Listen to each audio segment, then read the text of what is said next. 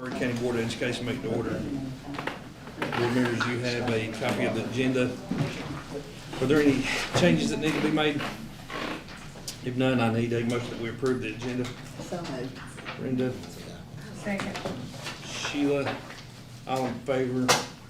It is approved. All right, next, superintendent report. All right, FY '27 budget. So a couple of things just to kind of share out, as before we kind of start the whole budget process, just to kind of take a 25,000 foot overview. First, I want to share some good news. The Governor's Office of Student Achievement is back to doing financial efficiency star ratings.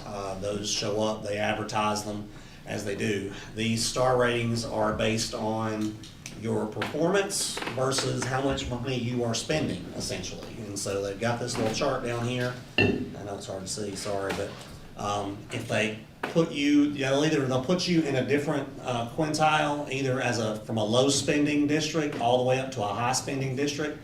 And then based on your CCRPI scores, they'll give you a certain amount of stars, depending on where you fit in there. And so I can show you where we ended up falling based on as of last year's thing. So so they do it over a 3-year average. So let me do it that way. Oh, there it goes. So long story short, we're out here in the green. We are a 4-star financial as far as their rating goes. That's based on our per pupil spending average. We are qualified as a low spending district, and our performance level was, over the last 3 years, was as such to qualify us as being a 4-star. As you can see, there's only one 5-star up here at the top. There's a handful of 4.5, and then there's a handful of 4s kind of around us. And we are, as I go down the list, you can see kind of where we fall when it comes to. So 5's the best? 5 is the best on that. As a low spending school, like we would have to have a 90 or above on our CCRPI to get there as far as overall.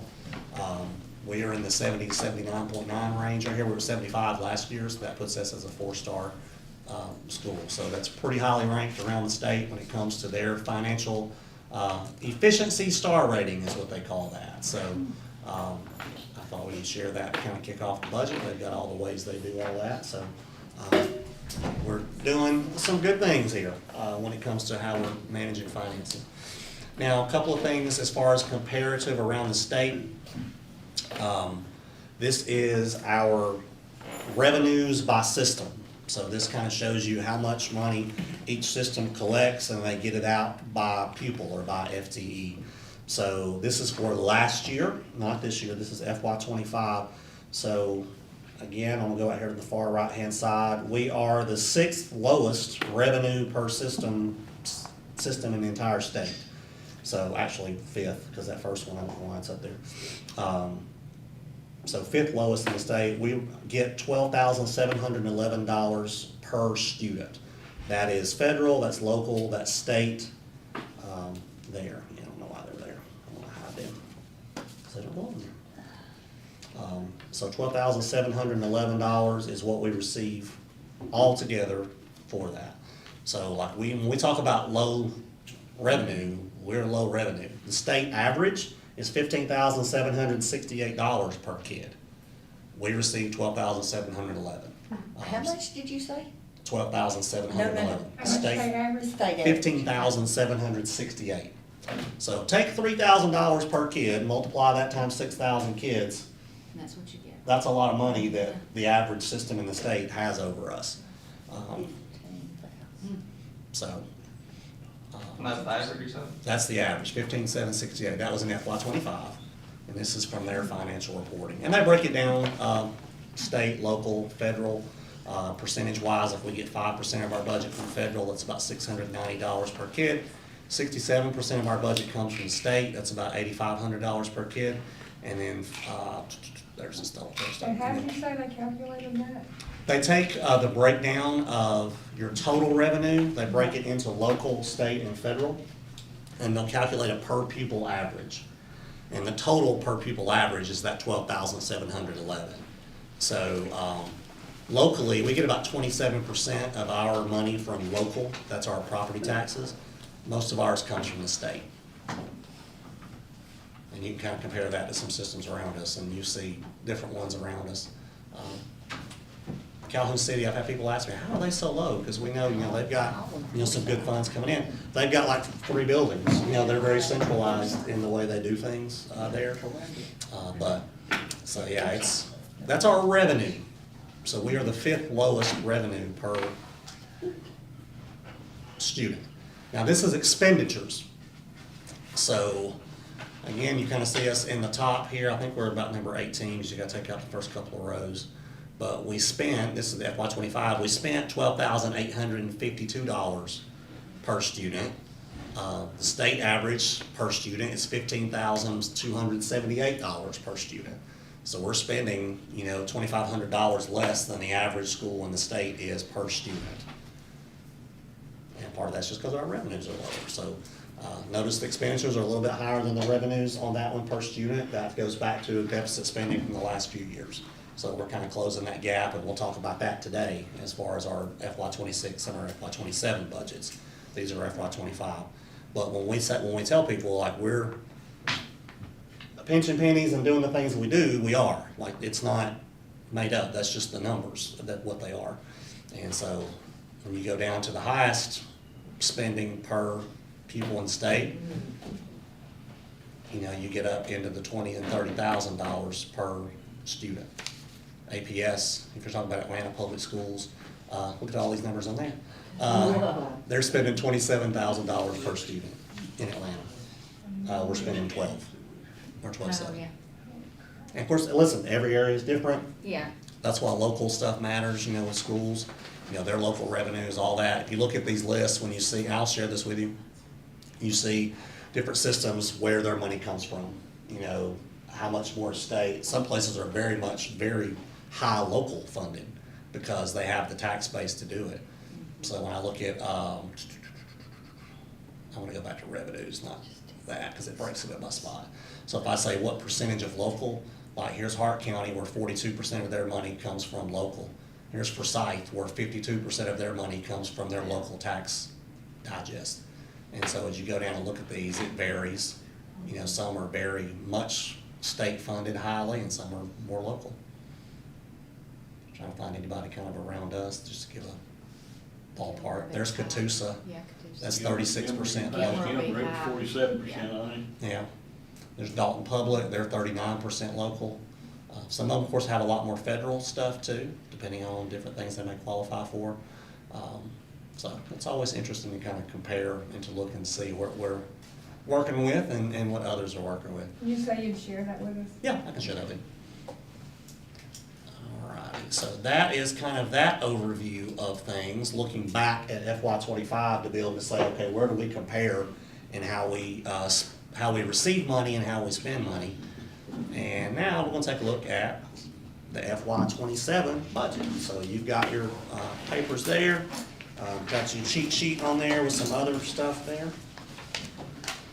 And I'll turn it over to Dr. Smith. So everybody should have had the synopsis. I hope that you took time to read this, because this gives you just a good overview of everything that we can talk about in the FY27 budget. Next, you should have had the copy of the audit, should have been this page, where I highlighted the unassigned fund balance down there. It's highlighted in yellow. Did everybody see that? Okay, so what that represents is at the end of the FY25 audit, that unassigned amount, that 7.9 million, was our portion of our fund balance.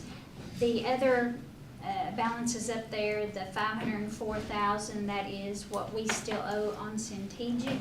So it's a set aside, we can't spend it. It covers multiple years.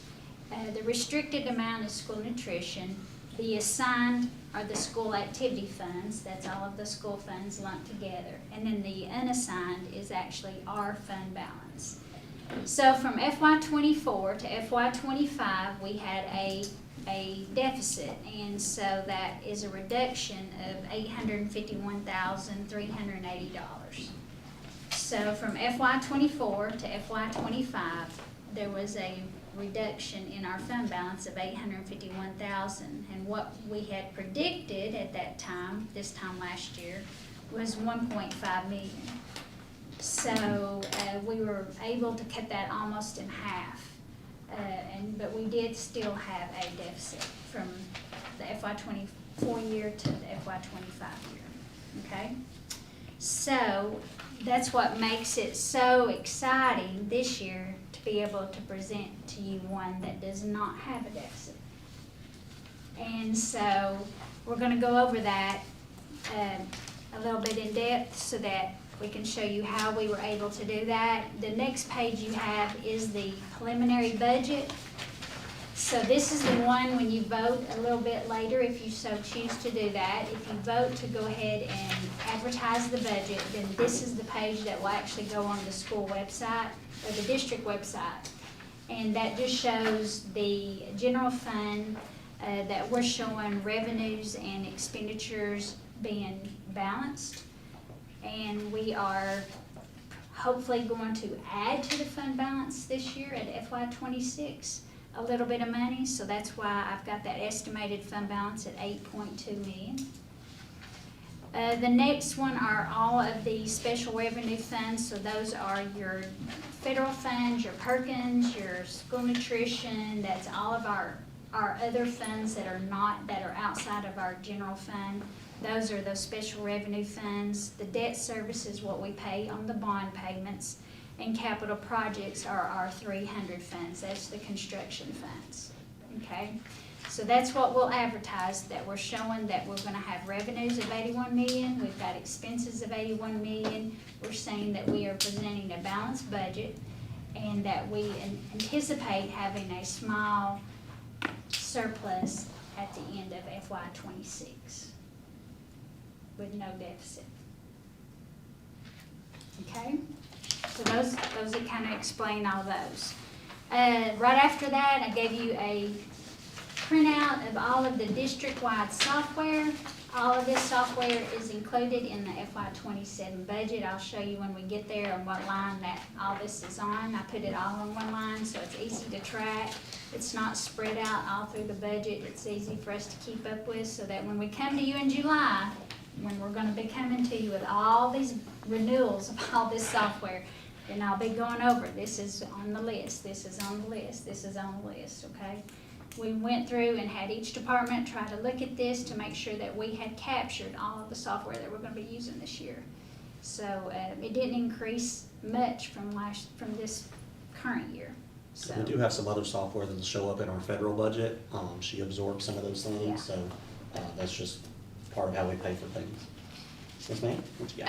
And it may be for Israel, is there anything on here that from last year that that you cut out for this coming year? Like, is there anything that we're not gonna use? Software wise, I don't know of anything off the top of my head. The Strike Security, the NetSuite is the 3-year thing, so there's no fee It's for not due, it. right, that's Okay. not due until 28, right? Right, Okay, so it's a 0. It was paid last year, okay, I see that, okay, thank you. yeah. What's the name of it? Asset There management. was, the parent remind Remind is gone is from gone, there. yes.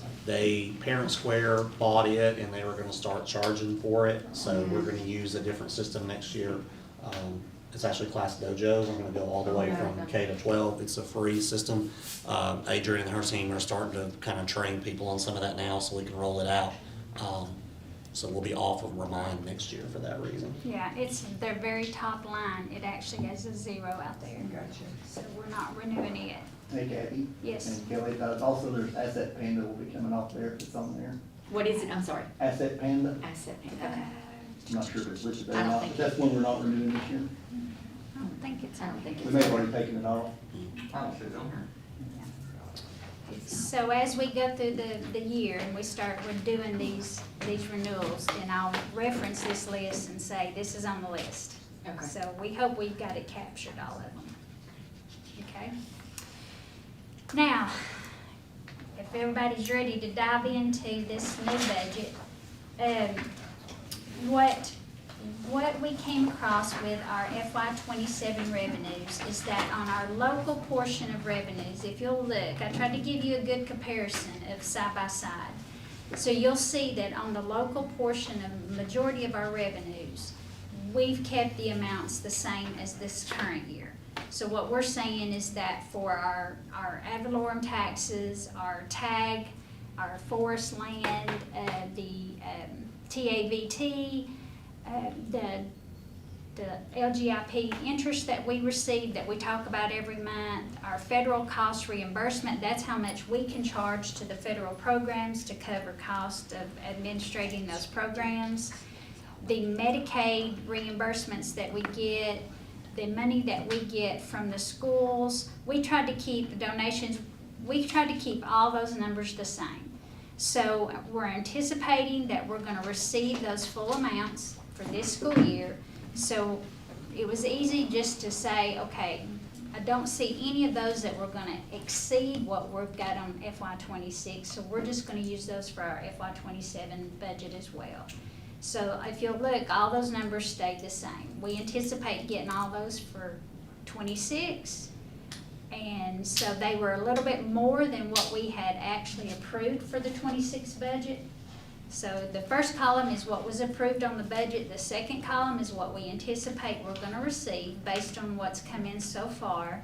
And then the third column is, of course, what we're asking for FY '27. So all those numbers pretty much stayed the same. from Just year to remember, year. we won't know anything on the local side until August, September. So that first, a lot of that stuff up at the top, that's why we keep it the same, because Right. we just don't know. Right. Last year, we had it put at one thing, and then we got great news with the digest, and so that adds revenue to our pot, which, helped eat into that deficit that we projected last year to where we're hopefully gonna turn balanced or a surplus. Same thing could happen next year, so if we're projecting a balanced budget and the revenues go up on the local side, that just adds to a potential surplus that we are hoping to have. And by all indications, I would assume our digest will go up, it's just a matter of how much. We had a couple of years ago where it did go down, but that was unusual that year. So we're hoping for good news from there, but we always do conservatively with the local stuff and just kind of keep it the same.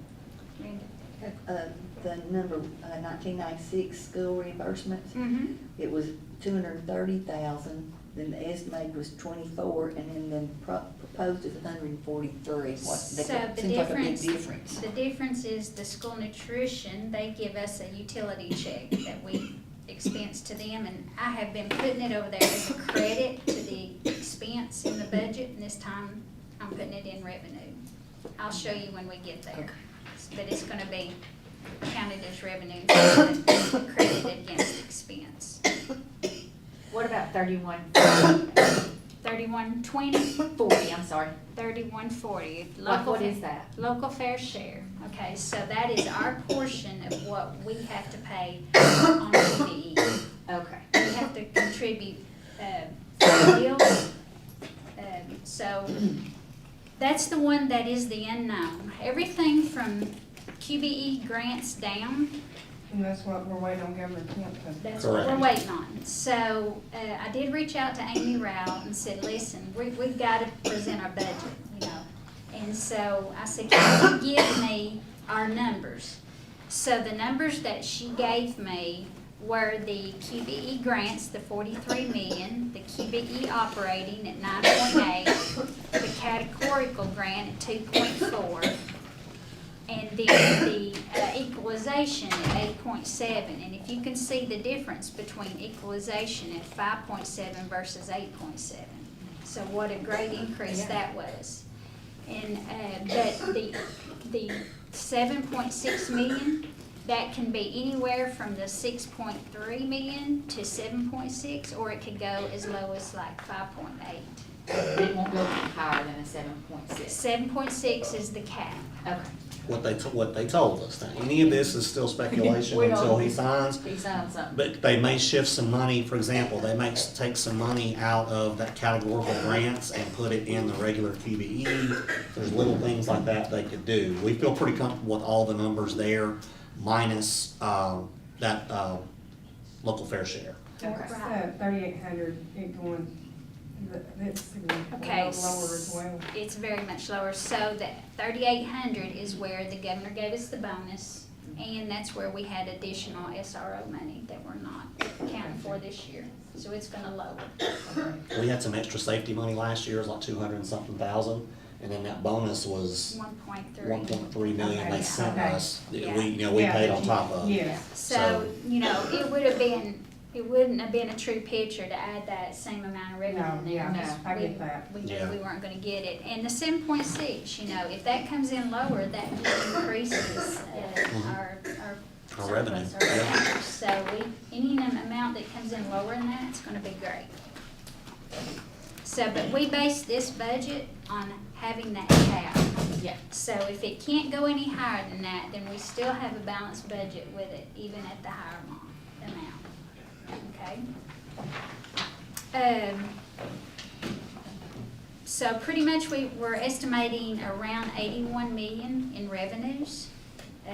What was amazing, when I came here in 2020, that number would have been around 52. So that's how much it's changed.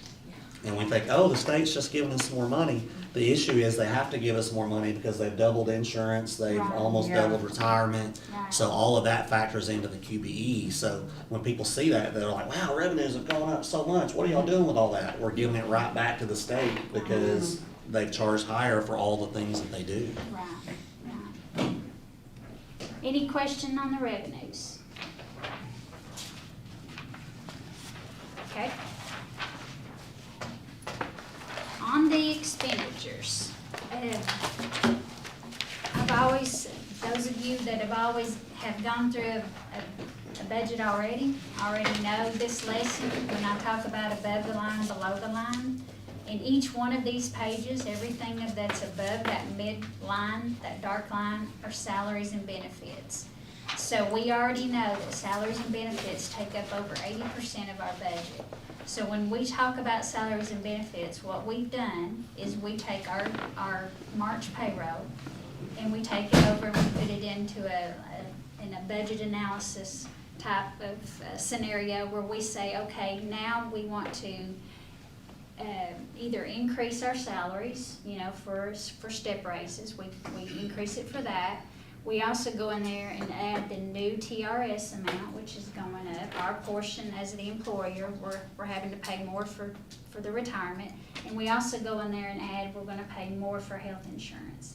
And then we say, okay, take our current employee, take every employee we pay now, and add those things to it, and then tell us how much we're gonna pay for salaries for next year, okay?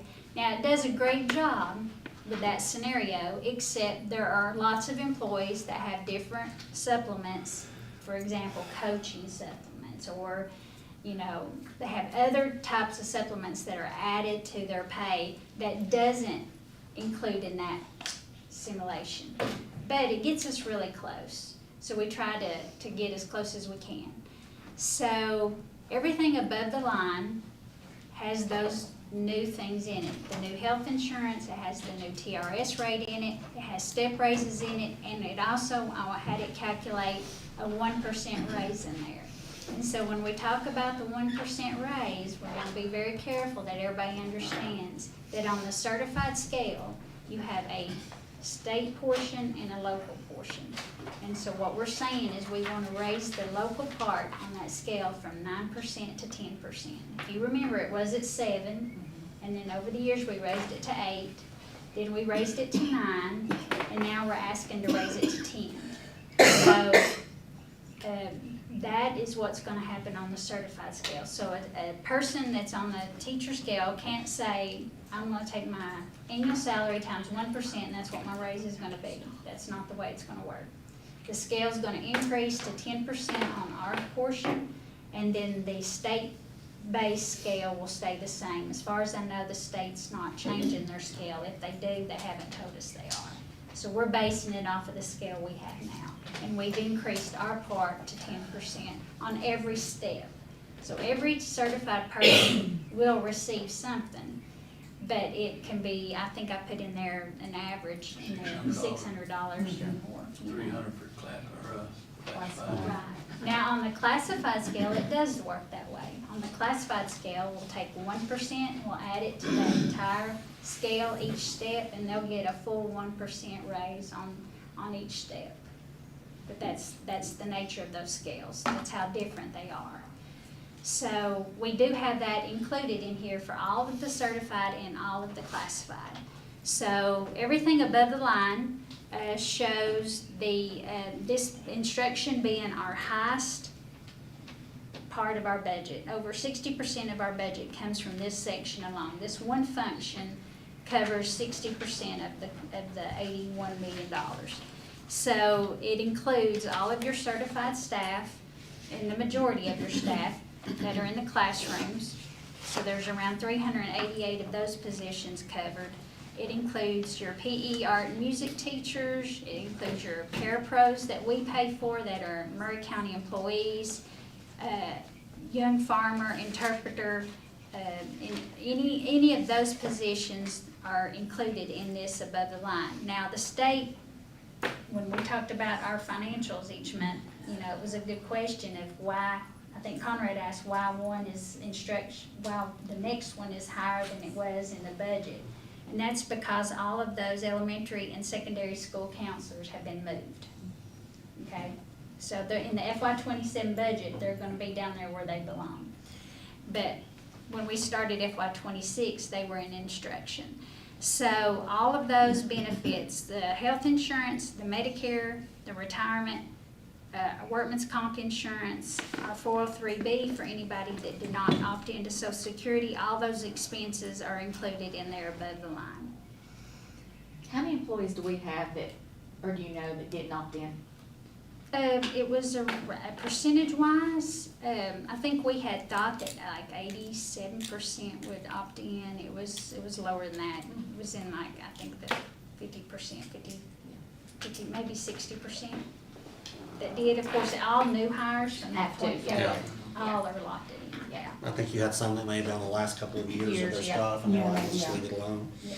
So you can see we're contributing just in this one category, we're contributing $9 million for health insurance, $1.7 million for Social Security and Medicare, $6.6 million for retirement, and that's just for those employees. And we have those same expenses all in the budget under different categories. Because every one of these functions she talks about has employees in it Yes. up above that line. So like this is just that portion where most of them fall.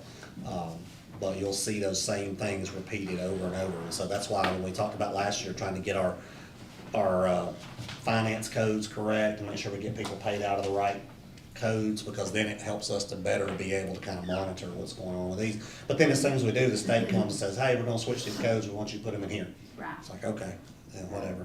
And I also want to stress, and I'm going to point this out as we go, one of the things that I want to give kudos to Tim about is back in FY25, if you look down there and on that very bottom line down there, it's got some counts there for you from FY24 to FY25 to FY26 to FY27 down there where it says total instruction and you see those numbers. Those are FTE counts, those are employee counts that we've tracked throughout each budget year. And when Tim came and became superintendent, one of the hardest tasks that he had to do is when we had the discussion about that there were 30 positions in our budget that we couldn't afford. And it doesn't mean we didn't need them, we couldn't afford them. There's a difference. And at the time with the QBE that we had and the local revenues that we had, those positions were in excess of what we could afford. And that's a discussion that nobody wants to have or have to hear, because what 30 people do you think are not important? We think everybody is and everybody contributes. But I do want to stress that over the years, if you look from 24 to 25, from 25 to 26, and 26 to 27, you're going to see by the time we get down to the very end that 26 of those positions have been eliminated. And that's exactly why you'll be able to have a balanced budget.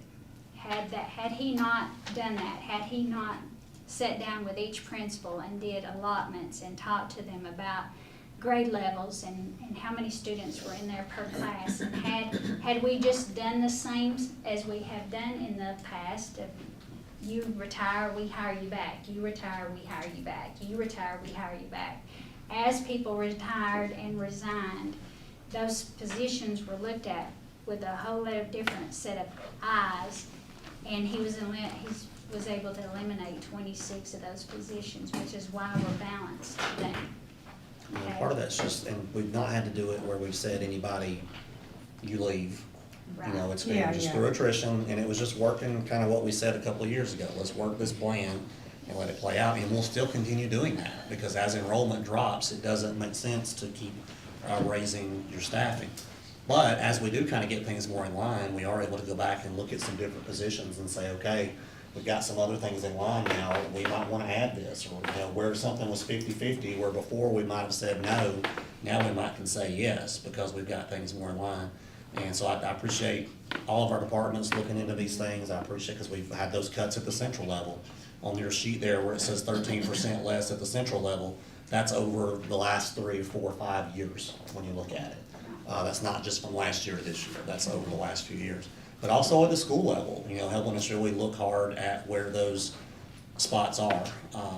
And it's just, I don't know, it's been interesting to see. We talked things through a couple of years ago, and just be patient and work it, and not try to do it all at one time. Speaking of staffing, what caused the increase in the substitute teacher?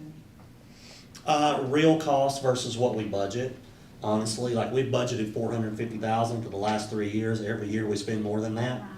So when we made this budget, we said, okay, let's put it at a closer to real cost. Like, you never know.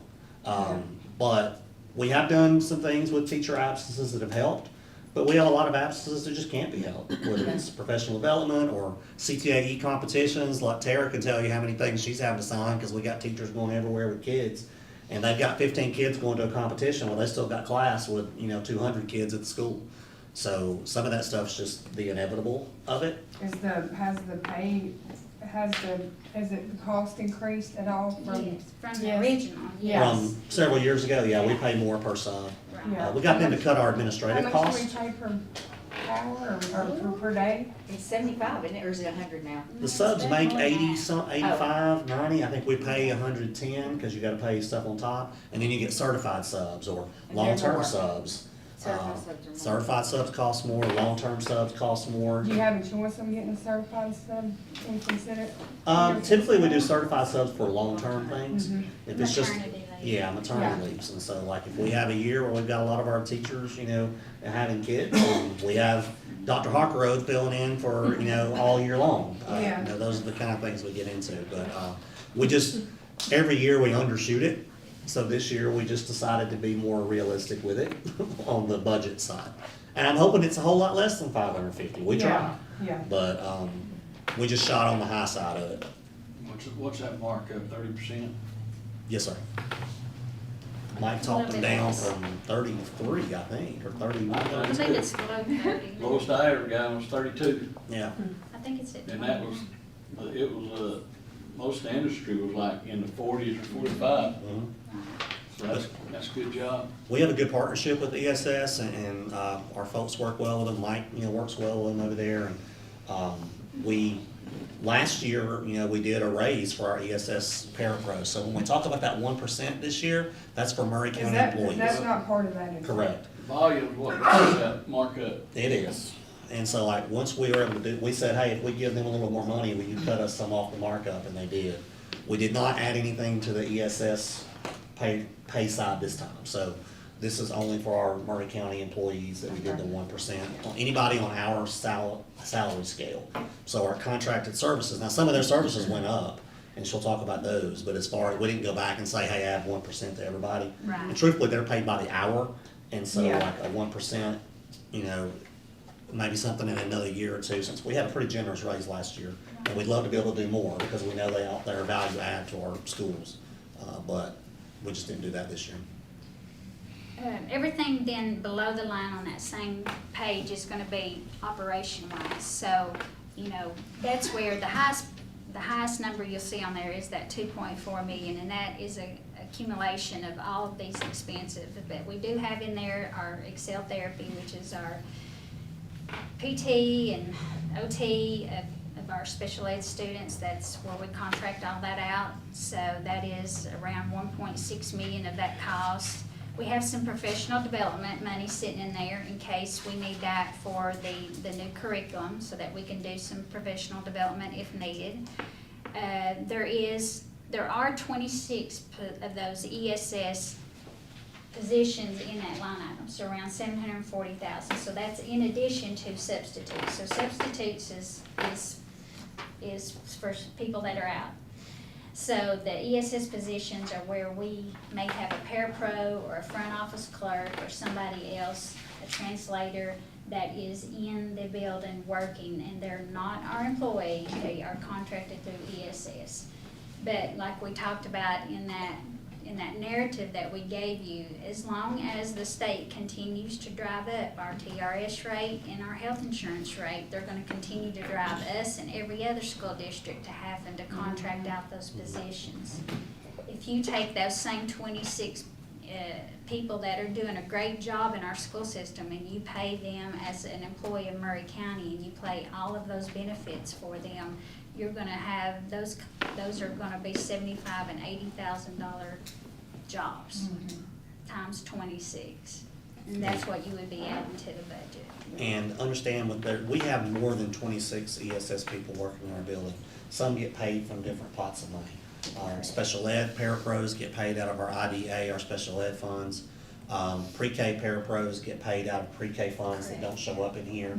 So we have a lot more than just 26. We did do something this year. In elementary school, we had, as we were kind of looking last year at repurposing some different people that were working in the media center and some different things, we were able to keep most of those doing something in the building, but we had several schools where they had a lot of Murray County parapros, and we didn't want to shift them to other schools because they've been loyal and been at those places. And so we've had them be in those schools being instructional parapros in addition to kindergarten and special ed and PE. That's where everybody has one. But we had a couple of schools where they had an extra one, and we let them work in the building, stay there. They might go to first grade and work there, or they might work across grade levels. In this budget, we did add 4 instructional parapros from ESS to give to the other 4 schools to be able to do the same thing. We also want to let them help a little bit in the media center from time to time because they've got some things that need to be done there. So they'll spend a little bit of time in there, but they're going to spend most of their time working with kids in these other grade levels. So if I've got a first grade where I've got, high numbers in there, I can have that parapro float between those classes all day, working with small groups, helping with some clerical stuff that may need to be done, and then they can help in the media center a little bit as well. So that's kind of where there's a couple extra in there. Again, we had some extra revenues, we wanted to put it into things that are working with kids. And so that's where some of that is there. When you do that, is there any, the ESS, they just interview, or is there any way that, we're not involved in the interview process for Principals. ESS? I believe principals, you guys interview those folks Do you? and then make a recommendation to ESS. Okay, that's what I was Yeah. thinking. But we don't, as far as the board action, there is none, but they take care of that on their end. So we're excited about that. Curriculum on there, there's less of a cost this year because we had some of the benchmark money, the things that we had to pay for the new literacy curriculum. We paid our last payment last year. So we didn't have to add any more to that. We've got a lot of things in the high school area that Dr. Locke works on, seeing, and what we've really taken a good inventory of is what is it we're using, rather than just replacing things that aren't being used. So she's kind of worked on that. And Chromebooks are a need this year, but Chromebooks are not going to be in here. They're going to be in the federal budget. So really the savings that we're having in curriculum kind of helps pay for a good majority of those student Chromebooks that we're having to order. We just didn't have to put them in this budget. But as we need curriculum supplies, we'll get them. I always have to split it up between digital and adopted textbooks. So think of that as kind of a combined thing. It's weird how we have to do that, but don't think of it like, why did this one go up and this one go down? Just kind of look at it as more of a combined number, and that's why. Next year will That be, number, Chromebooks on here. yeah, it won't be on It won't be here. on It'll be on the federal one. You know. The, So are we still committed to 1-for-1 Chromebook for each student? that's what we have going on now. That's what we're having to replenish some, but we have had lots of conversations about Chromebook use, what that should look like.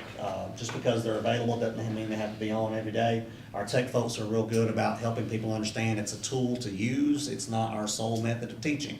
And so that's a reset we've talked about from their department, they've messaged that out, and our principals have heard that, and they've been trying to message that out to The teachers. thing you read out there is that, you know, the old way of learning, you know, pencil and paper and, you know, books and Still value with that, it's still, and instead of a Chromebook, so. it's just, we have so much we have to do on You just Chromebooks gotta now. understand the value of a Chromebook, Yep. you know, for student, you know, how much it's gonna be used and the value of it, is it really worth having one or, I mean, y'all gotta decide that, that's y'all's job, but something to think about anyway. It's discussions we've had over the last year or two, for sure. Are y'all selling the Chromebooks to the seniors this year? I think so, yes. Y'all probably don't make a whole lot of money off of them, do you? Probably none of the kids Not own enough them. to buy a new one. Yeah. No, it's Probably what, not year enough. 5 by the time they graduate out? They get these their freshman year, and by the time they graduate out, they're ready for your. Is it Yeah, that's $25 where or they want 'em. $50? If they pay their insurance, they get it, it's not, it's $25. $25 No, we're. for a $450 Chromebook.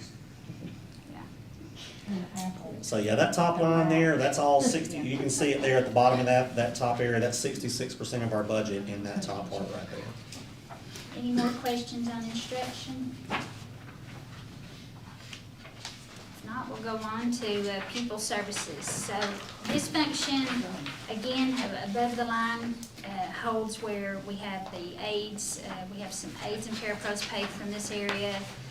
Counselors, secretaries are paid from here. We also have our supplements for the coaches, and you can, you know, from our narrative that Tim's gonna talk to you a little bit later on about, you know, how he'd like to increase those supplements at for the coaches in the middle and the high schools. There's where we had to move those elementary and secondary counselors. They had to come down to this category or to this function. We have the school psychologists and the school social workers paid from here. And then, of course, with every salary comes their benefits. So that's their health, Medicare, retirement, Social Security, Lincoln, all of those are paid. Whoever is paid from this function, their benefits are paid from the same function. So the biggest expense below the line, of course, is going to be for that Excel therapy. Again, that's for your nurses. We have other things in there, the Medicaid billing, so we have to pay a portion to get Medicaid billing reimbursement back, so that's our portion that we're paying in order to get money back. It's just a kind of an in and out, and the same is true for P-card reimbursements. That may be confusing to explain, but think of it as we pay the bill on all the P-cards, and then we have the schools pay us back for whatever they purchase out of their school funds. They have to write us a check for that. So that's also an in and out. It's over on the revenue side and it's on the expense side, and it washes itself out. Along with that, Medicaid billing does the same. So that's the majority of this. You can see this is 4% of the budget. We were at 66%, now we're down below 4%. So from this point on, it's mainly operational costs that you're looking at. But we have different things that are coming out below the line, but the majority of that is just for that nursing. And notice the difference in last year's approved versus this year's proposed. That's simply because those counselors got moved down here. Correct. That's a couple $1 million worth of salaries, or $1.5 million, something like that, benefits the whole bit. So that's why that number looks so different. But if you compare it to the projection totals, you see that it winds up more because we paid them out of that line this year. Yes. Okay, I'll go on to the next one. The next one is improvement of instruction, function 2210. Again, the state dictates who gets paid from this, so we have some executive secretaries coming out of there. We have our instructional, as far as you have your certified special ed, secondary, elementary ed, those positions are coming out of there, along with health insurance, Medicare, retirement. This is like 1% of our expense for the total budget. Down below the line, we have some money set inside there for testing, gifted testing, RESA membership. The district has to pay those annual dues for that Cognia accreditation, so we have to pay that. That comes out of that for around $15,000, but that's a small budget in comparison to the entire budget. But any questions on any of those items?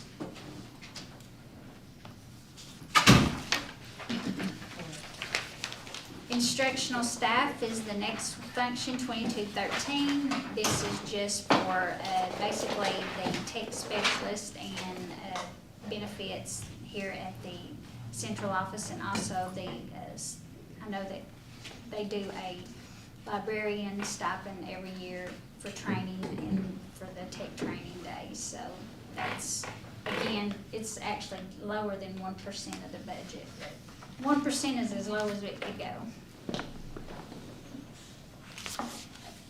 So the stipend, that's like all librarians? Mhm. They're not getting much if it's $1,500. New teachers, that one's also, I think, what new teachers get, $100, $150?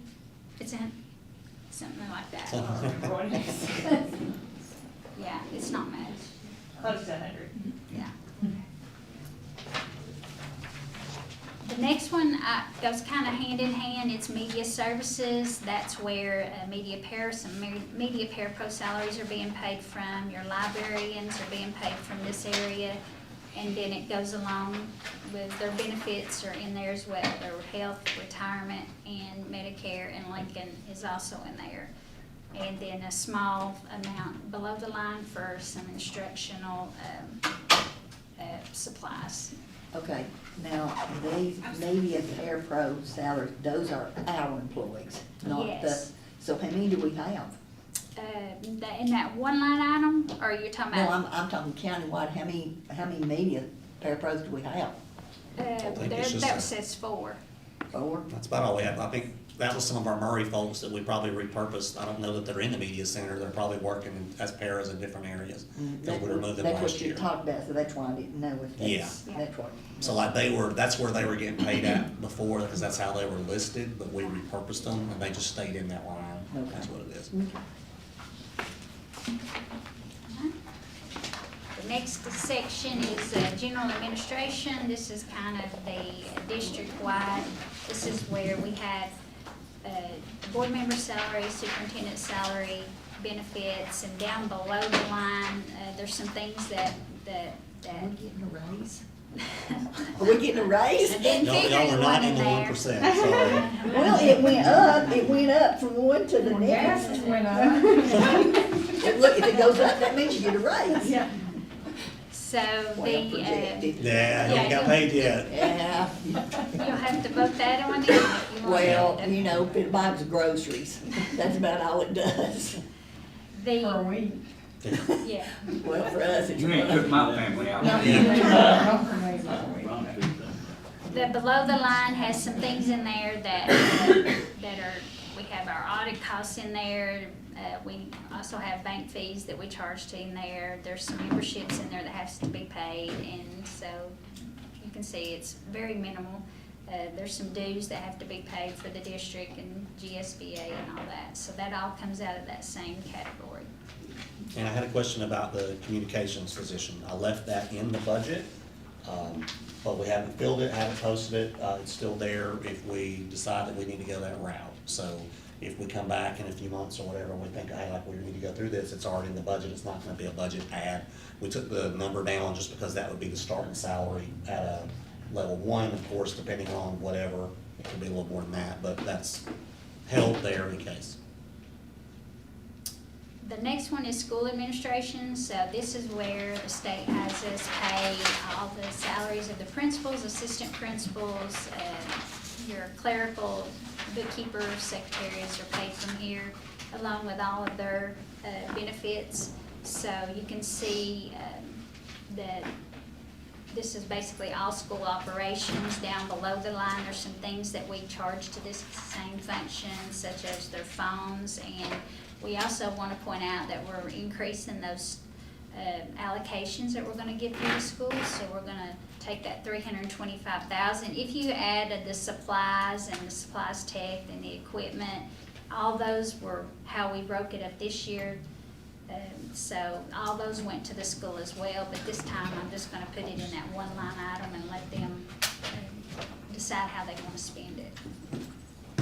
They're able to move it where they want to. What is that contract, wasn't that a Better Way athletic subscription? What is That's some that? professional learning for our coaches. Our athletic directors came to us a couple of years ago and said, like, we're struggling with some coaches, like, needing to just know some things and some ways for them to get better at what they do. So it's an online courses that they all take. The ADs manage it and make sure that they take care of them. And it shows them things like how to work on the backside with clerical organizational things, but it also talks about how to deal with parents and here's some forms, here's some things you can use for your things. Just takes a little bit of the work off of them to help them do. Is there a usage where you can see at each school how much usage time has been in this? Yeah, I question our high school ADs on it, and they've stayed on top of it pretty good. This coming year, FY '27, is our last year of contracting with that. So once we're done with this FY '27 year, we'll take a step back. Do we want to keep it? Do we want to do something else? But we did a 3-year agreement with them starting a couple of years So what ago. was the usage? They're using it. My ADs say that they can track it. I get reports too, but they say they've been using it, because I ask them when I see them each season. And it's just got a lot of good resources for the coaches where sometimes it's hard to get. But if you do get an audit report of the usage of it. I can see, yes. Okay. I can. So, What's the platform, and like at Shaw, we have we'll have training, and then we'll have to go through, after the end of the presentation, you have to take like a little course. Is it something like that? Similar, I don't know if there's a test on it, like we have all of our stuff, we have to do like compliance and things like Yeah. that. This is more as a 10-minute, 20-minute video Do what? sometimes. Who says yes? There's a test at the. There is? Okay. For the Better Way? Okay. Yeah. We have That units, would- there's tests after each. That's what I said, yeah, you got experience with it now, That yeah, would be she best can to speak do to it. that, like, If you don't pass, do you have to read Yeah. it again? Yeah, Yeah. it makes you go back to it if you don't Yeah, answer it makes correctly. sense. But that's something our ADs asked for a few years ago, Yeah. just because we were struggling in some areas there. How's that helped you? What's on? It's very Oh, no, she's useful not knowledge. just forward. No, it really does. It's, especially, I haven't been in my bachelor's program such a long time. It really goes over how to handle conflict and how to handle all kinds of things. So, Yeah. yeah, I like it. that's good. It's That's very good. useful and it's short and sweet. It's not drug out, like it's the perfect length too, so. It's what, 10-15 minute stuff Yeah, most it's of the not long time. at all. And there's a course, like progression they have to Yeah, kind of like take as they go. Scenarios and stuff. How to work with umpires and how to, Yeah. yeah, approach the correct way. Oh, Lord. So Maybe I need that. The correct way. So don't scream and yell at them? Yeah. So, you know, 7%, if you'll notice there, is going to the schools, directly to the schools for administration of the schools, compared to roughly 1% for all of the other functions that we've been looking at. So the next one is for support services business, which is my department. The biggest change in mine is that I'm asking for that additional help, in addition to having Charlotte here for 2 days a week. We've just got a whole lot more going on now. We're getting ready to join in on consolidation on federal funds, and that just takes a lot more on the finance side and as far as paperwork goes. And so when Tim and Don and I talked about it, I said, hey, you know, I'm all for it, but I've got to have some help in order to do it. We're just, I cut this position 3 years ago when Charlotte retired. I never filled it, so this is me filling it now. But in addition, we need to keep Charlotte because she brings a lot to the table. And she's gonna have to help with the training. So, you know, so she's got about 20-plus years of experience in her head that she's gotta help train somebody with. So, yeah, I very much appreciate it, it's very much needed, and like I said, we've been trying to save some money for the past 3 years, but hopefully now that we have some surplus, we can add this position back. So this, because this is a huge jump financially, is this including the insurance we'll pay for this person? Yeah, insurance and Medicare. I don't have insurance, I don't on me, because I don't not have the insurance here. I have it with Tennessee. So this is for the insurance for the new person as well. Okay. Yeah. And her salary? Yes. If you look at the bottom line down there at Yeah. the bottom, you see that's where the jump is. Yeah. And, you know, we've had some things other than this, like I said, we lost, with our communications person in our, front desk with, Donna retiring, we lost 2 positions there. And so that's why, part of the reason why we asked to add back 1 this year was because we were losing the 2 others there. So it's still a net loss, there. And we're gonna try our very best to incorporate this new salary into federal. Yeah, If there's a way to do it. That's Charlotte and a new person. Yeah, Correct. yeah. Yes. Yeah. So we're gonna do our best to add this new position to federal if there's a way to do that in the consolidation, and then it won't be coming out of our budget at all. You feel confident about that? I don't want to say that I feel confident, but we're gonna try. You know, that's our intention. But if we don't didn't get want- that we one didn't out. want to. We didn't want to do that from the beginning, not knowing. Yeah. Yeah. So we wanted to have the salary covered, and if we can get it into federal, then there's just that much more that'll be saved on the general side. When will you know? Or when you gonna try to start doing You'll be presented with the federal budget, the new one, probably by October 1st. it? Okay. And if we can't And get when that are we one, looking to fill this position? it's been, It's on the packet it's on the for packet tonight. today. Yeah. And if we can't get this one in federal, it allows us to put something else in federal. Yeah. So like, federal is there to kind of supplement what we do. And so we put things over in there like those Chromebooks, and they're gonna be allowed when we do the consolidation. But if we can't get this salary, we'll be able to put somebody else's salary over there, to kind of offset it. So it would take money from some other line item on this general Okay.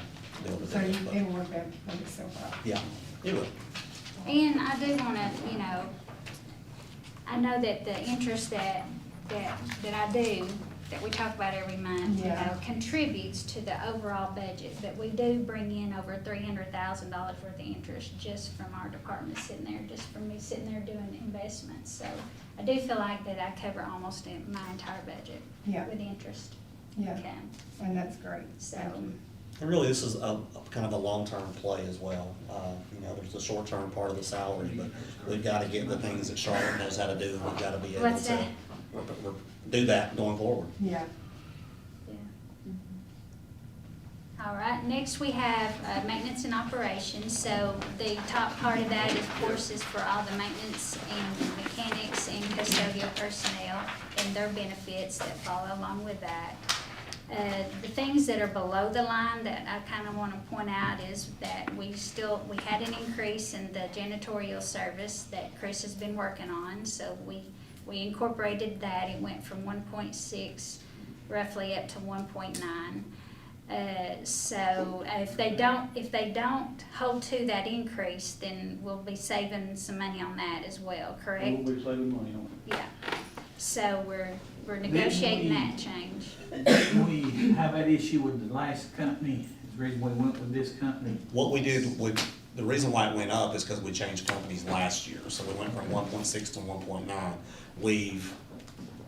They have not fulfilled some of the promises they said they would do. So we were ready to cut ties with them probably about a month ago. The owners and some other folks met with Chris and came and had a discussion and made some promises that they said they were gonna take care of, so they're on kind of a short lease for the next few months. We hated to change again during the summer because it kind of throws off our summer schedule with waxing and some of the other stuff. We ran into that last year.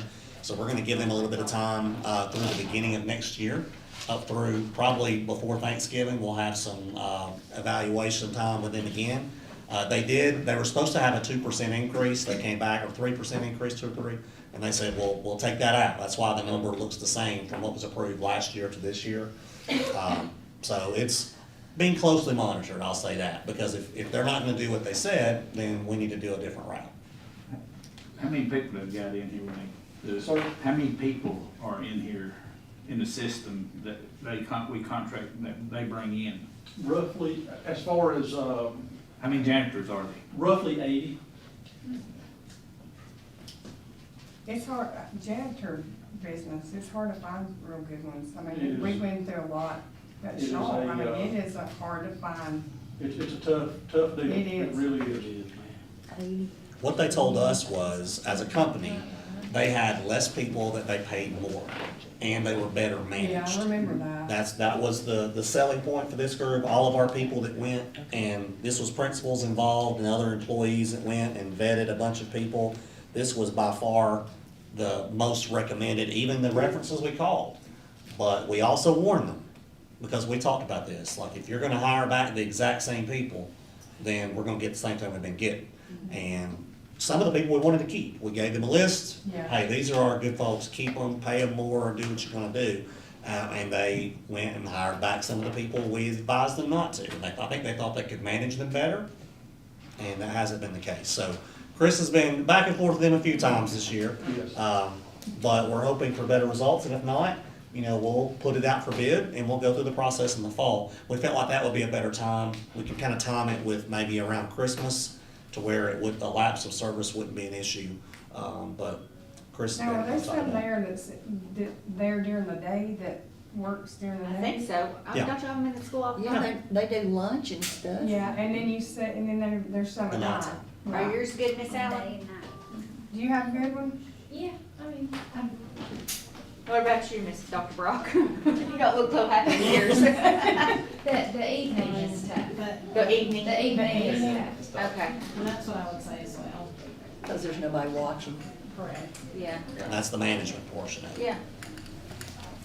So we're working on that. I feel good, like we've got a good plan going forward, either with them, they'll shape up, or we'll ship out. Better shape. Of course, this is also where we have our utilities.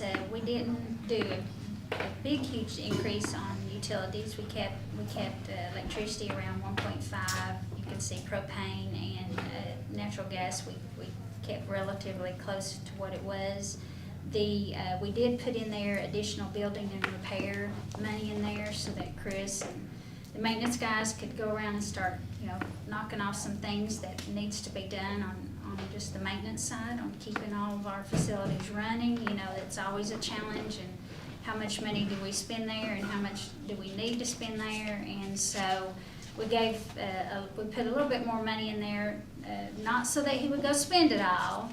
We've told him that from the very beginning. He can't go spend it all unless he has to. But, it does give a little bit more breathing room so that when things happen, we know that we have a place to take that expense from. We have it covered. The only other thing down there is they did request a used vehicle for the HVAC person. I think that you guys hired not a couple of months back, and once that person's off probation, then they will need a vehicle. So we've got some money in there for him to get a used vehicle for that purpose. Did we get all the controls in the schools or? They're working on them right now. They're through, I think, 3 schools, but it takes them a little bit to do it. They'll be able to speed up a whole lot more when summer comes, there's no kids there. So we got 3, and how many more they still got left? 10. 10, okay. They're doing a lot, okay. How about the units? The units you talking about, there's many of them that's old, you're going to start replacing them. The only ones that I have replaced, mainly because of budgets, are the ones that have just, went out on me totally. We had more this year than we had last year. I expect more next year than we had this year. We got some of them that are, 28 years old, some of them are around 32 years old. Is any of that budgeted in We added to that line item, to help cover that. That's the 4324 HVAC supplies. Okay. We went from 250 to 400 there to give him a little space. Next summer, hopefully we'll be able to start doing some more larger scale things at some places. We got some numbers back from what Chatsworth would look like, if we go through and do that project. With state funding coming in, we feel pretty good about that. And then we'll be kind of turning eyes to some of those other things we talked about, roof at Coker, and then long-term looking at Eton, and theirs. And that would come through summer of '28, so if we can hold the line as good as we can until the summer of '28, capital outlay will kick in, and, you know, they'll help fund a good portion of this. On the garbage collection, how do we, determine who is the supplier on that? Because I've seen like Bid. different vendors at different schools.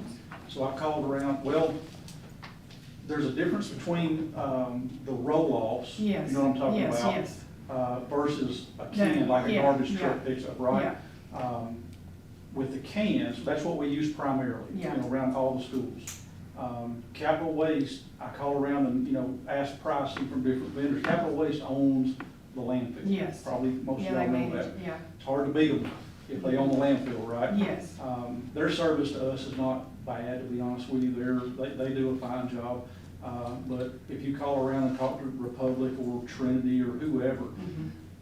they always win. You know, they own the landfill. Yes, When it comes to the roll-offs, Capital Waste is not cheaper when it comes to roll-off. And actually, it's a local Triton, Scotty Flood, I think, Yeah, he owns it, yeah. And they do a fantastic job. There's 2 or 3 others that provide roll-offs, but, you know, Triton is just, they've always done us a really good job, been super fair, and, you know, that's the reason I use them. gotcha. I was just wondering about that, but that makes sense.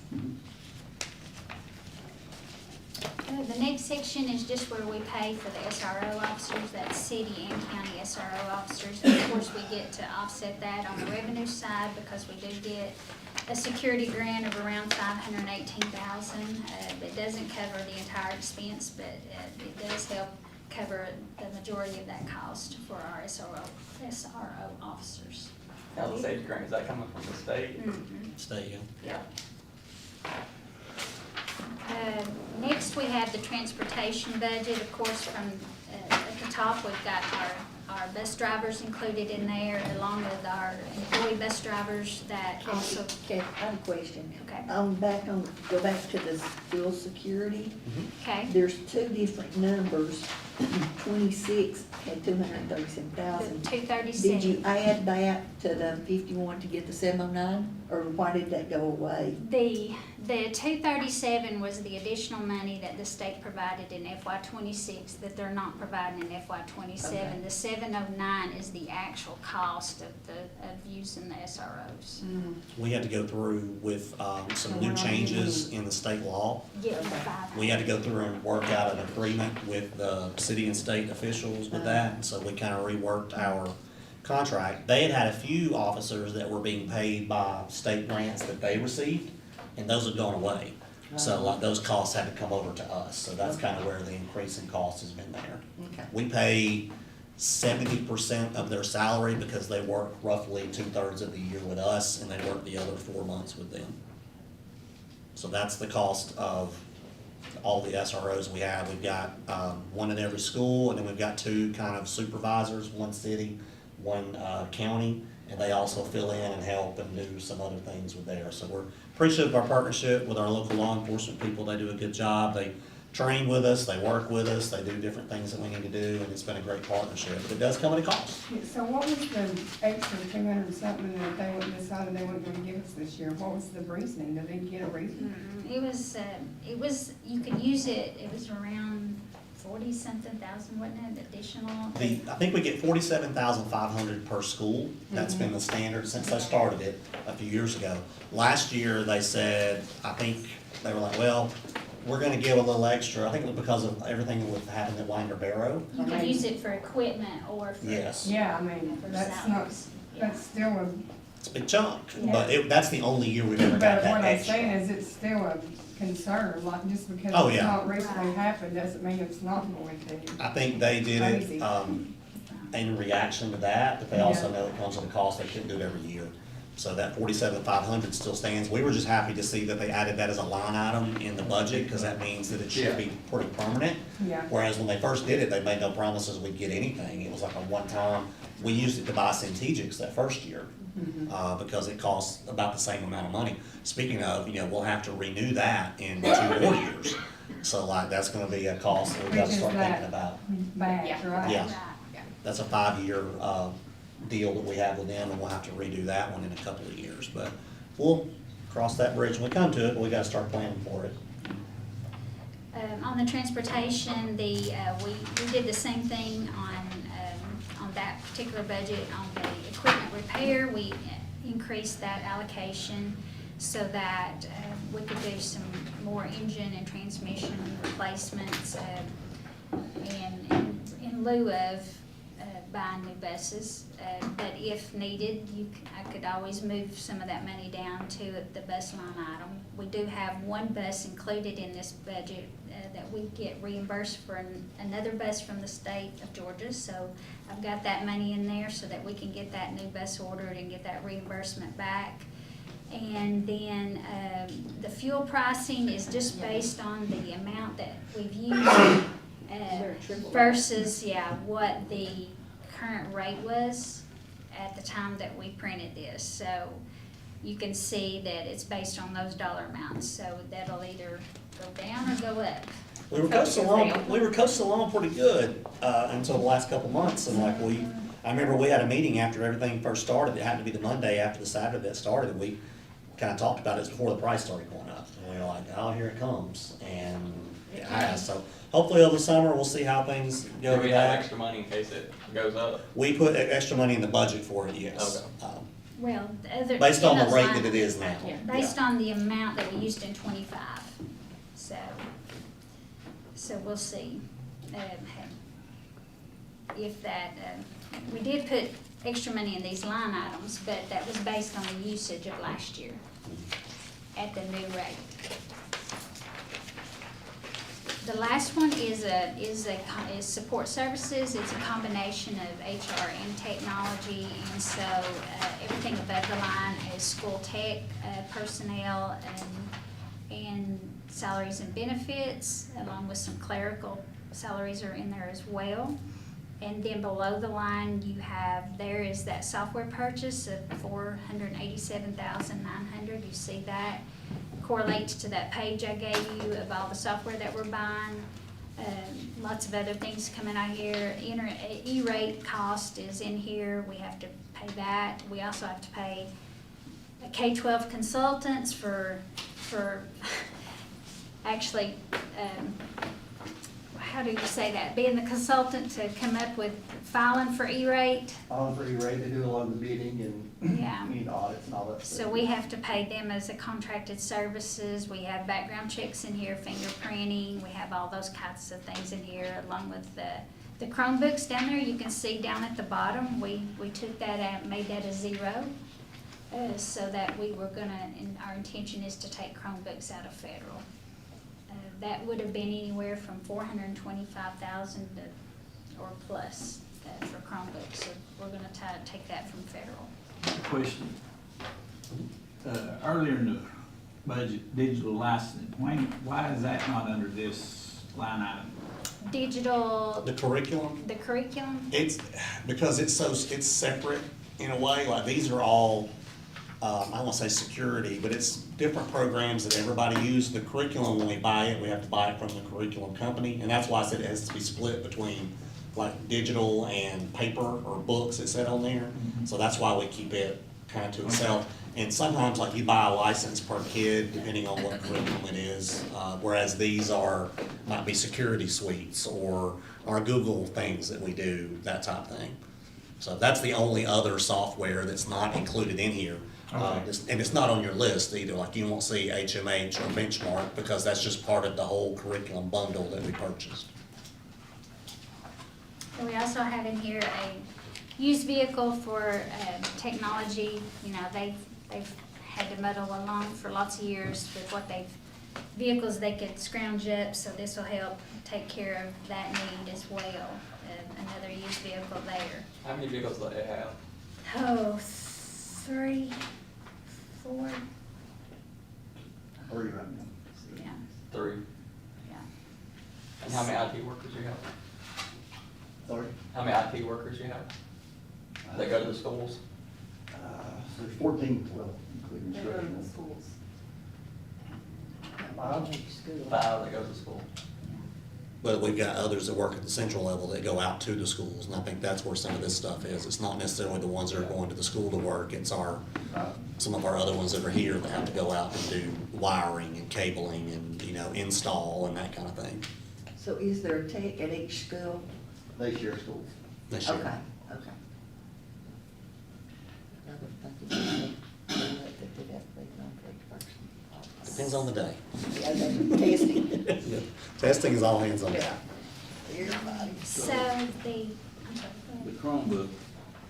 Chromebook, how come that number's not in the, Because we're gonna take it from federal. if you buy, I know, but it still, should it not be?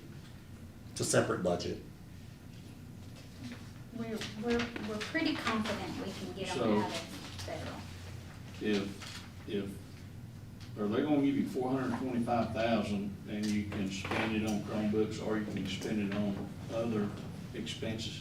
Is that an option? You talking about on the federal side? federal. So Or is basically, it gotta be for Chromebooks? well, so basically what we're doing with, this year with federal is we're taking all of our federal funds and we're consolidating it into one fund. We're creating a whole new fund with all those dollars. So we get to put all the money we have that we normally get in different pots. We're gonna get to put it in one pot, and then we're gonna be able to expense it out with a little bit more flexibility. So that's what, this is all new to us. It's not new to the state, but it's new to Murray County. And so that's why we have those things that we're just now starting that whole process. Like, we're digging into it right now, and we're learning about it right now, and we're doing all the things we need to do about it right now. So we do know, we asked them specifically about Chromebooks. We said, we want to put our Chromebooks over there. Can we buy those with this money now? That we couldn't before, and they said yes. Okay. And to your That's point, good. the question is, do we need them? No, So, we're gonna buy a set of student Chromebooks because we haven't replaced any in 3 years. We had some that we So didn't put up. what grades get Chromebooks? Does it start with, is it every grade gets Chromebooks? Not Every to, grade uses Starting with first grade or Kindergarten. they're not given, kindergarten? but they're not given a Chromebook. K through 12, huh? K-12, they're not given a Chromebook that's theirs. Yeah. They have them in the rooms that are available to be used. In 3rd grade, 312. 312, that's where it's like, okay, we're gonna assign you a Chromebook and you kind of keep up with it for a few years for inventory purposes. And then we also have teacher Chromebooks because we've got a lot of teacher Chromebooks that are about to die and they have to have those. So that's where the 2 purchases come in this year that we're gonna take out of federal. So the question is, well, if we don't need them, we could spend federal money on other stuff. Right. But like, we got to replenish some this year. We've been talking about doing some different things in our K2, K3 land there, but the availability has to happen to go to us. Like, some of the things that we're required to do. Like, if we're gonna use the beacon testing from the state, that's all on computer, And the that's Mira. free. If we're gonna use a Mira, that's on the computer, If you don't have to benchmark. have one for every student for testing, you can do a classroom one day. or- I don't think they can when it comes to milestones though, right? It makes it harder. I reckon, Chromebooks was a trending thing, right during COVID, it started with COVID, that's when we spent all That's that when money. Murray started. Yeah. And now the governor's gone to cursive writing, Mhm. and they're sort of going back to other methods of educating students. Mhm. So I just challenge you to, I want you to get what you need and get what's gonna educate our kids the best. But just to say we're gonna go out there and buy a Chromebook for every kid again, I don't know that I'd do that. Well, this isn't purchasing a Chromebook for a kid. Well, in K through second, don't do, It's replacing- the testing. It's do they? replacing some that are, they don't, but they do a Mira, they do benchmark, things starting in 2nd grade, which are online. What we've talked about is the Chromebook is a tool, and we choose how we use the tool. And so if we use the tools a certain way, they shouldn't be on them all the time. And we've talked about different ways to organize and keep up with it where we don't have to have one for every kid, particularly in elementary school. But in the high school, just because you have one doesn't mean you have to use it all the time. And if we use them less, they'll last longer. We're doing some things in the middle school next year where we're not gonna send them home unless they just have to use them, so we can keep them at the school, charge them. That should help with repair over time to where maybe we can get some more time out of them as well. But that's been a big point of emphasis, even from our tech department on down, is to making sure we use it as an appropriate tool, not as the source of all teaching, because otherwise I don't need a teacher. You know, the teacher in the classroom is what does the best thing instructing the child. Chromebook is a tool to use just like a notebook or a textbook or anything else. So how many teachers, and you'll probably know this, but principals will too, how many teachers do you have that actually teach in a classroom? Because when we went and did our school tours, you walked in the classroom and every kid was on a Chromebook and the teacher was telling them what to do on a Chromebook. I mean, and it was elementary, I mean, it was small grades up to the high school, so Well, I hope that's not true for Chatsworth. how many do we have that actually stand up and teach with a board, a piece of paper, and these kids are writing and learning something? Because I didn't see it when we came to the school tours. Really? At No. Chatsworth, you the didn't kids go were on with me. Chromebooks? Yeah, I I didn't, saw I saw several teachers. saw everybody with a Chromebook sitting out, and I'm like, what are we doing, just No, computers all day long? I saw them teaching, but now I went other places probably than they did, because I was nosy. Yeah. I wanted to So I see mean, kids. is that, if they have a certain time period every day, they don't need to have their Chromebook open? The Well, teacher they do is, Amira every day, and Okay. they do our reading lessons, but I mean, we've got things in place with our small groups, where even when they're doing station time, only one, and it's a self-checking station. And the facts are, we text on a computer, Yeah. so they have to know learn, those skills. yeah. They have to know how And to Amira, operate. I mean, some of our Chromebooks are so old, Amira won't save. So Yeah. the kids that are reading longer passages, we never get good data because it won't They won't save save. because the Chromebooks are so old. Yeah. So, I mean, I don't want teachers teaching from a computer all day, and that breaks my heart that that's what you saw when you came to Chatsworth. I didn't see that, I did see some people, and I think I saw people at each school teaching from actual. Yeah. What we talked about is I think sometimes you see it out, it's almost like an accessory because it's been used and Yeah. they leave it out. Yeah. We've talked about trying to just put it away, like if I'm not using it directly in that moment, put it away. But sometimes if you go into a group and they're running, when they're running small groups, you've got a teacher doing small group instruction at one table, you've got another group doing independent work at a table, and then you've got another group of 5 back there on their Chromebook doing iReady Pathway or Yeah. whatever they're doing. Progress learning. Yeah. yeah. I mean, I know they're just used a lot, I just didn't, I mean, I'm sure there's teaching other ways besides the Chromebook, and that's what I hope that we're doing. Because, I mean, that's not gonna educate nobody by just being on a computer 8 hours a day. Yeah, I mean, I personally don't think we ever use them at Chatsworth. Or the elementary. Streets, I mean, schools, okay. we have, you know, lot of the things that we use are teacher-led. All the writing mini lessons, HMH, it's not computer-based. Good. Ready Math is not computer-based. The benchmark stuff, it's things in their hands, they've got little Yeah. work things they're working through. And they have workbooks and stuff, right? Yes. Yeah, because I've seen the elementary workbooks. And the middle school and the high school have Yeah. workbooks that go along, like algebra too, you know, with the things that they have that are digital, they still have interactive workbooks. Jimmy and I were talking about that today with, as we're getting test stuff back, so, So is the state, so the test actually on the computer that the state does, is yes, that state-based, or is that Yes. just the curriculum that we have? state-based. State-based? Yeah. That's how it grades and everything, is Oh, on the okay, computer. that's what I was going, okay. And when will those test scores be back?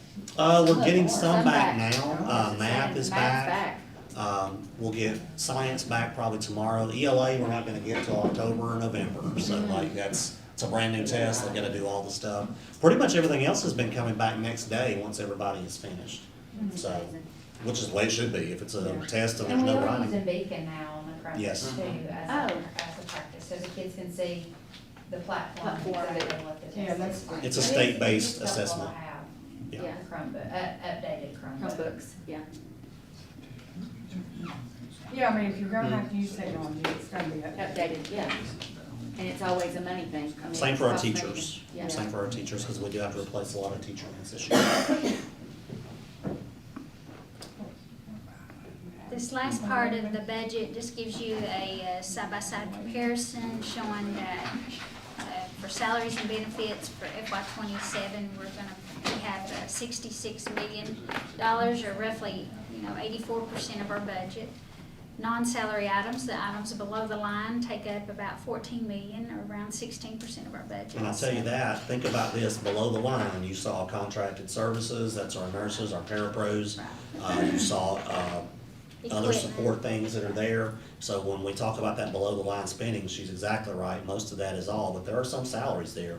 So when we tell people we spend 85 to 90% of our budget on salaries, true. that's true. It shows up as 84, but some of those things, because they're contracted, have to go under that Correct. line. That's correct, yeah. So, we're proud of the fact that we can present an $81 million budget of revenues, an $81 million budget of expenditures.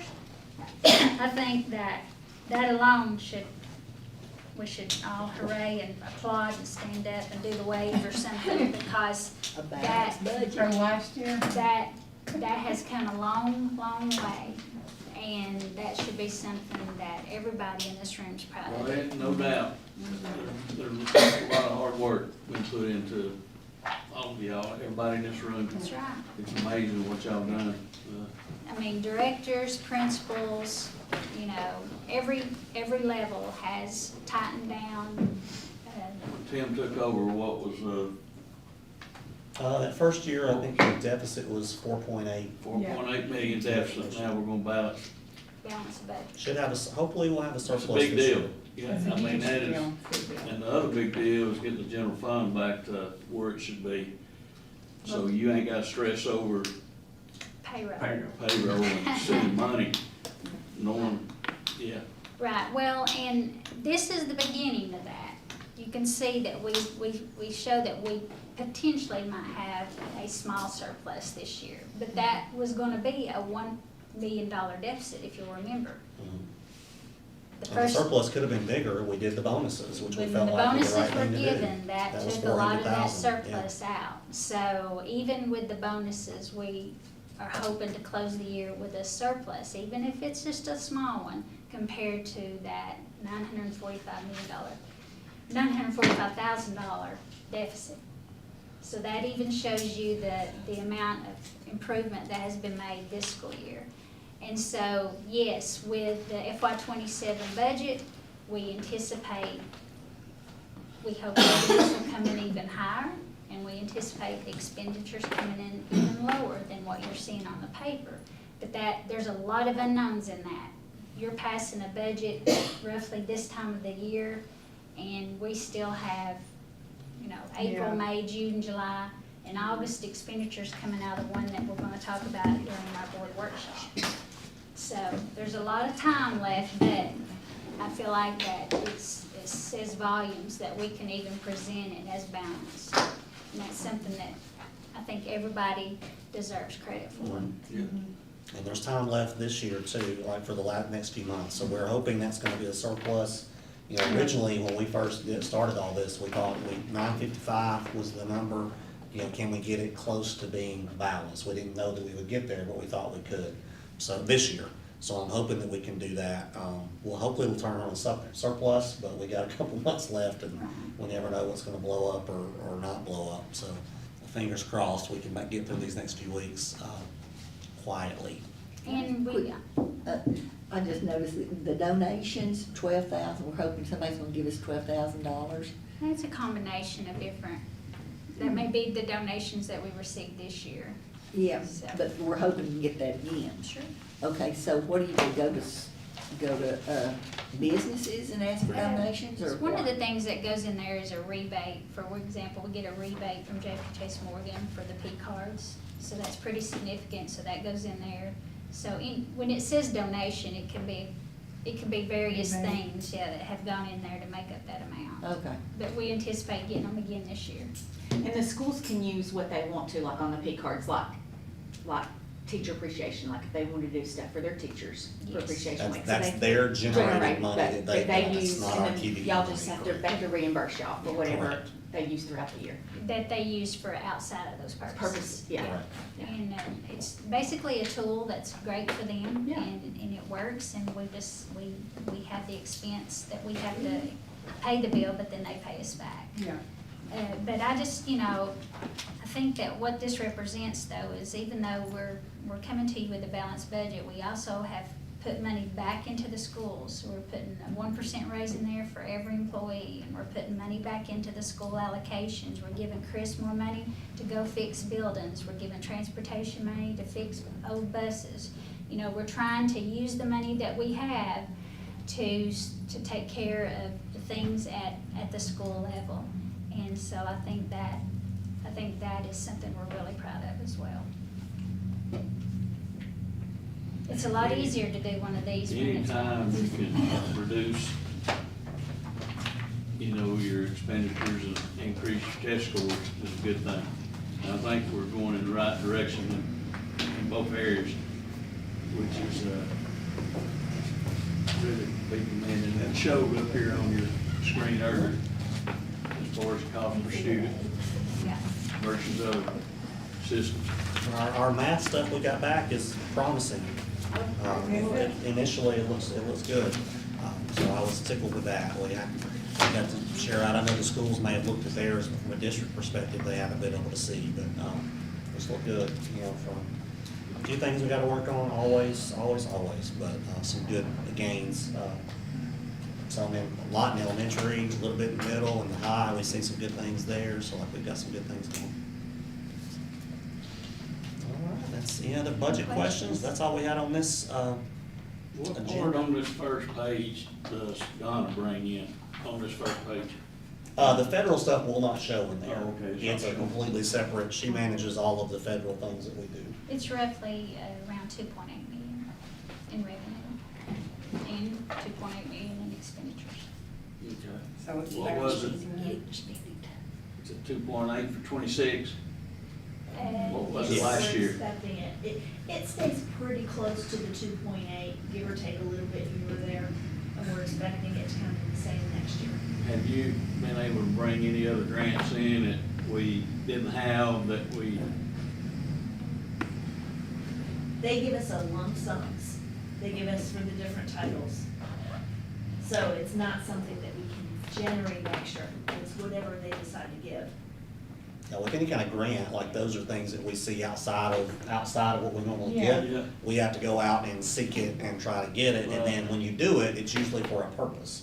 So it's not like I can, hey, there's this grant for $50,000 that I can add to this. It's, this grant that I found that will pay for, there's a vaping grant where you can do some small Glad was able to things. get a VP grant this year. do you feel like you're on abreast of all the grants that's out there, that nothing's We running take a under the look. radar that we're not, Yeah, a We don't lot know of them, about. quite honestly, the ones that I wish we could apply for is those rural ones, but we're not a rural district. Which is Yeah. crazy And still, that I still think knocks that's us out crazy. of a bunch of rules. That's what happens with all my extra CTE. Yeah, that's Because what we're you're not saying. full, we don't get it. Mhm. But LJ does, Calhoun does. Oh, I know. Those rural places. Calhoun does? Yeah. So a lot of them, It's though, all they're on- it's all school-based or on, teacher-based. It's all on our population. So the population, that's what I was told is cut So out. But Jenna Petty's a waiter, and she doesn't like it either, so she's been trying to work So on can it. she do something about that, or is that Well, so something far like she hasn't been able to, but she knows. legislation Mhm. can change, like Yes. Jason Ruger They're gonna have or to somebody like change that? that population. It has to do with our population. We are And- only, I wanna say Yeah, 5,000. and if you look, like when I over was what digging, we like need. LJ, Blue Ridge, Well, those Moore's Cove. places, a lot of their income is coming from people who actually reside in Atlanta, Yeah, but they have vacation homes, Yeah. so they're not counted in population Yeah.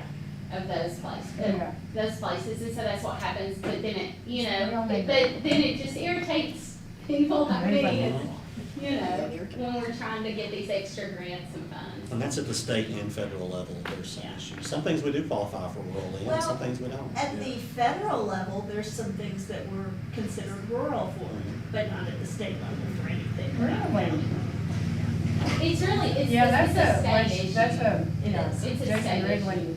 kind of question. Man, as far as the breakfast and lunches next year, school year 27, are the kids gonna be eating free again? Yes. Everybody? Yes. So everybody will. Yes, that was a 4-year grant, and this is year 2.